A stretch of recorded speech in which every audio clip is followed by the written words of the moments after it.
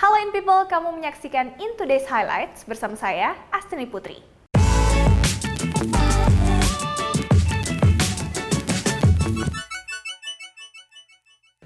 Di informasi pertama, Jepang akan memberikan pinjaman ke Indonesia sebesar 6,9 triliun rupiah.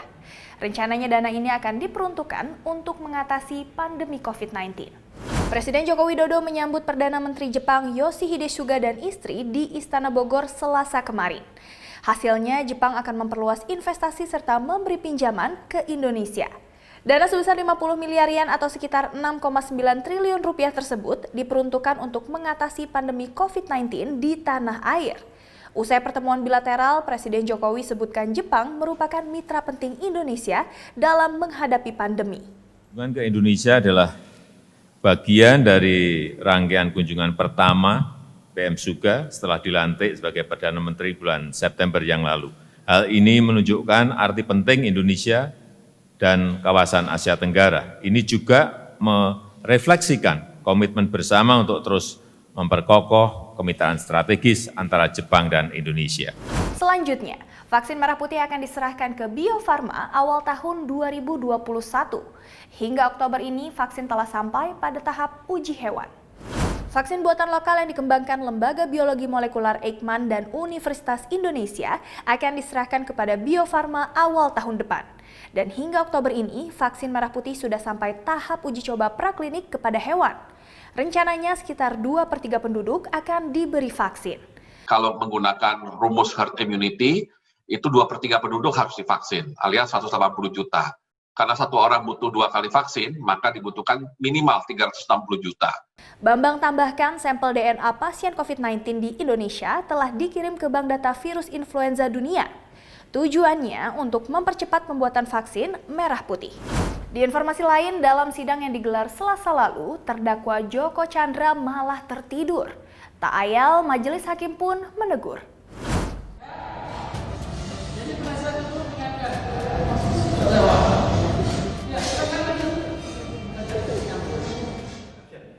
Peristiwa ini berawal saat sidang pembacaan eksepsi kasus surat jalan yang berlangsung di Pengadilan Negeri Jakarta Timur Selasa kemarin. Dalam sidang yang digelar secara jarak jauh karena pandemi, terdakwa Joko Chandra malah tertidur. Alhasil, Ketua Majelis Hakim Muhammad Sirat pun menegur. Lalu ex-buronan 11 tahun ini tersadar dan kembali melanjutkan sidang. Dalam pembacaan eksepsi, kuasa hukum terdakwa sebut kliennya tak mau disebut melarikan diri. Ia juga menyoroti kesalahan jaksa dalam menulis identitas Joko Chandra. Masih dari ibu kota, konstruksi dan rencana operasi MRT Jakarta fase 2 terancam tertunda. Pandemi COVID-19 hingga susah cari kontraktor jadi alasan proyek ini terhambat. Proyek pembangunan MRT Jakarta fase 2 untuk rute Harmoni Kota terancam tertunda. Pasalnya, pengadaan paket kontrak terkendala. Alasan tidak wajar kontraktor hingga perpanjangan waktu akibat pandemi COVID-19 jadi penyebab terhambatnya proyek ini. Alasan untuk meminta harus ada risiko interfacing yang ditanggung oleh MRT Jakarta itu alasan yang tidak sewajarnya gitu ya. Dan meminta perpanjangan 26 Desember itu juga tidak bisa kita terima. Karena pada setiap ini argumennya apa? Karena pada setiap railway projects masing-masing kontraktor itu memiliki porsi risiko interfacing yang menjadi tanggung jawab mereka. Selain itu, kendala untuk CP202 pembangunan stasiun Harmoni Mangga Besar mengakibatkan proyek strategis ini molor hingga tahun 2027. Selanjutnya kita ke Papua. Pihak kepolisian tidak memberikan izin keramaian atas peresmian sejumlah venue Pekan Olahraga Nasional atau PON. Pengurus PON pun disarankan menggelar peresmian secara daring tanpa dihadiri penonton. Tanggal 23 Oktober ini seharusnya menjadi momen peresmian sejumlah venue Pekan Olahraga Nasional atau PON 2021. Acara tadinya bakal dilaksanakan di Stadion Papua Bangkit, Distrik Sentani Timur, Jayapura. Namun Polda Papua tidak mengizinkan acara hitung mundur menuju event tersebut digelar. Karena rencananya acara olahraga nasional tersebut akan melibatkan sekitar 30.000 orang. Hal ini dikhawatirkan bakal menimbulkan klaster baru penyebaran corona. Peresmian pun disarankan dilaksanakan secara virtual. Terkait hal ini, Ketua Panitia acara pun bersedia menggelar acara secara daring. Ia juga meminta maaf kepada masyarakat yang tidak bisa menghadiri event tersebut. Dari lapangan hijau, akibat pandemi, Barcelona memangkas gaji para staf hingga pemain. Meski demikian, sejumlah pesepak bola yang baru memperpanjang kontrak setujui rencana ini. Klub asal Catalunya ini memang mengalami kesulitan keuangan akibat wabah corona. Tidak adanya pemasukan dari tiket dan penjualan merchandise buat La Blaugrana merugi 97 juta euro atau sekitar 1,7 triliun rupiah. Alhasil demi menyimbangkan neraca keuangan, klub memangkas gaji hingga 70% di musim lalu. Sementara di musim ini, gaji dipotong 10-20%. Sejumlah pemain yakni Marc-Andre ter Stegen, Gerard Pique hingga Frankie de Jong setuju dengan aturan ini. Padahal mereka baru memperpanjang kontrak. Meski begitu, ada juga pemain yang menolak, salah satunya sang kapten Lionel Messi. Beralih ke cabang tenis, usai juarai Prancis terbuka, Rafael Nadal mendapat hadiah tambahan. Petenis kidal tersebut meraih gelar kehormatan dari pemerintah negeri Spanyol.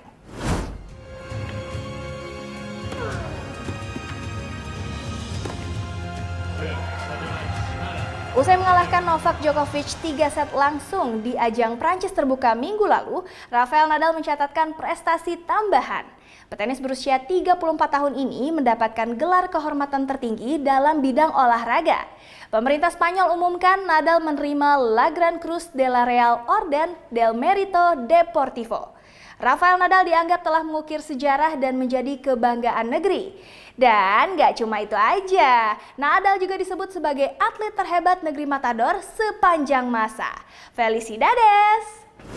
Selanjutnya kita ke dunia showbiz. Bagi penggemar karya Disney, yang satu ini wajib ditunggu.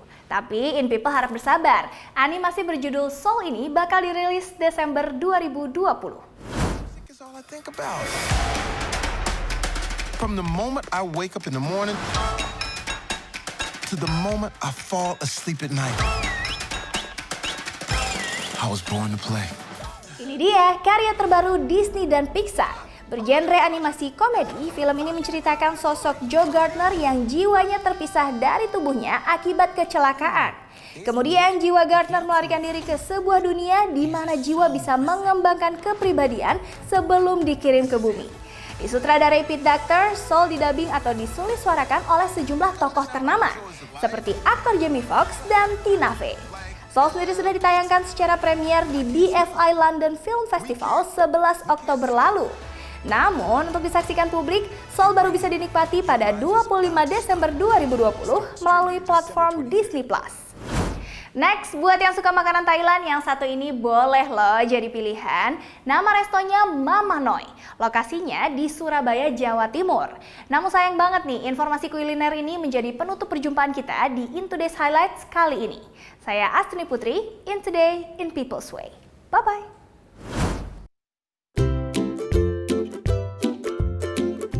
Sawadika!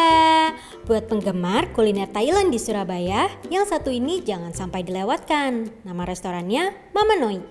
Anyway, sajian yang ada di sini menggunakan resep asli dari negeri Gajah Putih loh. Cobain yuk! Hai people, nah sekarang sudah datang semua makanan yang tadi dipesan. Ada untuk appetizer, ada salad papaya. Terus untuk main course ada tom yum soup, dan untuk dessertnya ada ini namanya breadstick gitu. Sebenarnya pengen mango sticky rice, tapi katanya sih lagi nggak musim mangga, tapi nggak apa-apa lah ya.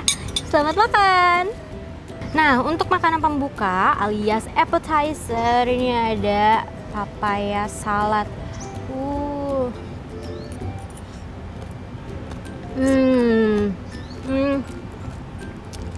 Seger banget, serius. Sekarang adalah main course. Ini bisa dilihat tom yumnya. Ya, kita coba kuahnya.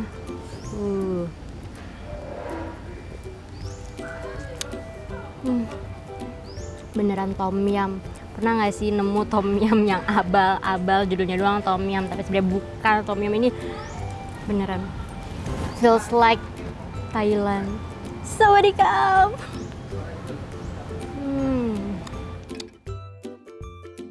Main course udah, saatnya nyoba dessertnya, breadstick. Si breadstick ini bisa menggunakan aneka topping loh.